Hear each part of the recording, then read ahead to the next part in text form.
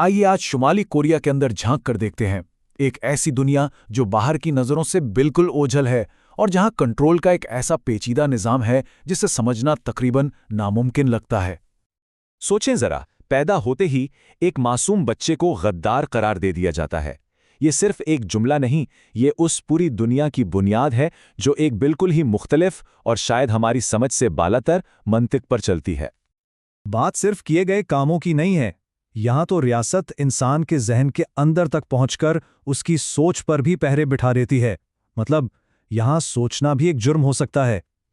तो सवाल ये है कि ये कंट्रोल आखिर दिखता कैसा है। आइए देखते हैं कि रोज़मर्रा की ज़िंदगी में छोटी छोटी चीज़ों पर यह कैसे असरअंदाज होता है। जीन्स पहनना, बालों को रंगना या धूप का चश्मा लगाना, ये वो आम सी चीज़ें हैं जो वहाँ पूरी तरह ममनू है। क्यों? क्योंकि हुकूमत के नज़दीक ये सब मगरिबी नज़रियाती आलूदगी है जो उनके निज़ाम के लिए सीधा सीधा एक ख़तरा है। और बात यहीं ख़त्म नहीं होती। कंट्रोल तो बालों के स्टाइल तक पहुंच चुका है। शहरियों को अपनी मर्जी का हेयर स्टाइल रखने की भी इजाज़त नहीं, बल्कि हुकूमत की दी हुई एक लिस्ट में से ही किसी एक का इंतखाब करना पड़ता है। ज़ाती पसंद का तो सवाल ही पैदा नहीं होता। यकीन करना शायद मुश्किल हो, लेकिन ये कंट्रोल सर के बालों से उतरकर खाने की प्लेट तक आ जाता है। हॉट डॉग जैसी चीज़ें या जनूबी कोरिया के कुछ खास पकवान, उन सब पर पाबंदी है। वजह सिर्फ इतनी कि ये दुश्मन सकाफत की निशानी है। तो आखिर हुकूमत इतना सख्त कंट्रोल कायम कैसे रखती है? इसका सबसे बड़ा हथियार है मालूमात का मुकम्मल ब्लैकआउट, यानी इस बात पर पूरा काबू कि लोग क्या देख सकते हैं, क्या सुन सकते हैं और क्या जान सकते हैं।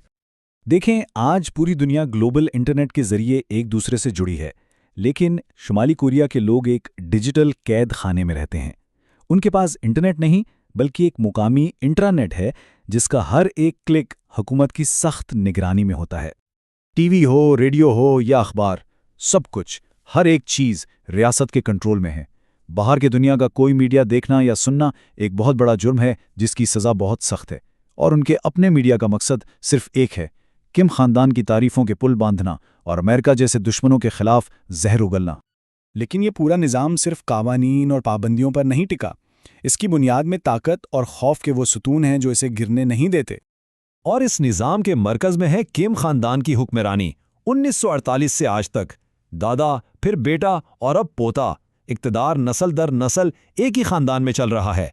ये तारीख की शायद वाहिद कम्युनिस्ट मौरूसी आमरियत है। इस खौफ को कायम रखने का सबसे जालिमाना हथियार है 3 नस्लों की सज़ा का कानून। इसका मतलब ये है कि अगर कोई शख्स सियासी जुर्म करता है तो सज़ा सिर्फ उसे नहीं मिलती, बल्कि उसके बच्चों और फिर उनके बच्चों को भी भुगतनी पड़ती है। मकसद ये है कि बगावत का ख्याल भी किसी के जहन में ना आए, क्योंकि कीमत पूरे खानदान को चुकानी पड़ती है। यानी सज़ा एक नस्ल से दूसरी नस्ल को विरासत में मिलती है। सोचें, एक बच्चा जो अपने दादा के मुबैना जुर्म के बरसों बाद पैदा होता है, वो पैदा ही एक सियासी कैदी के तौर पर होता है और फिर अपनी पूरी जिंदगी उसी कैद में गुजार देता है।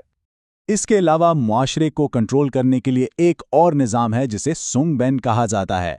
ये एक तरह का नज़र ना आने वाला ज़ात पात का निज़ाम है जो हर शहरी की पैदाइश के साथ ही उसकी पूरी जिंदगी का फैसला कर देता है। और ये सुंगबेन का दर्जा कोई बदल नहीं सकता। अगर किसी का ताल्लुक कोर यानी वफादार तबके से है तो उसे बेहतरीन नौकरियां और सहूलियात मिलेंगी।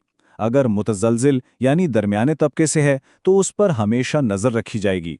और अगर कोई मुखालिफ तबके में पैदा हो गया तो फिर उसकी और उसकी आने वाली नस्लों की किस्मत में सिर्फ जबरी मशक्क़त और बदतरीन हालात ही लिख दिए जाते हैं।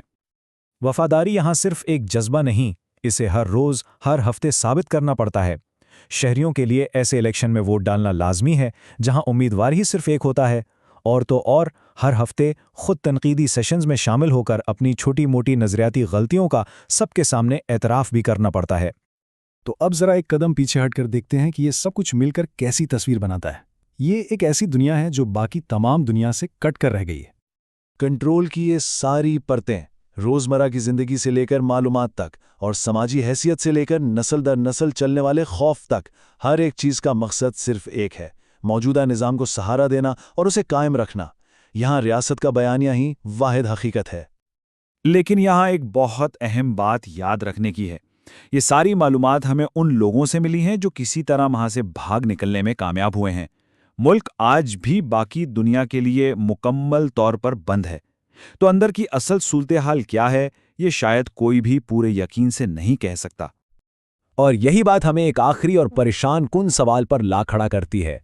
अगर ये सब कहानियां फरार होने वालों की हैं, तो आज इस लम्हे वहां की असल हकीकत क्या है, और वो कौन से राज हैं जो शायद हमेशा इन दीवारों के पीछे ही दफन रहेंगे?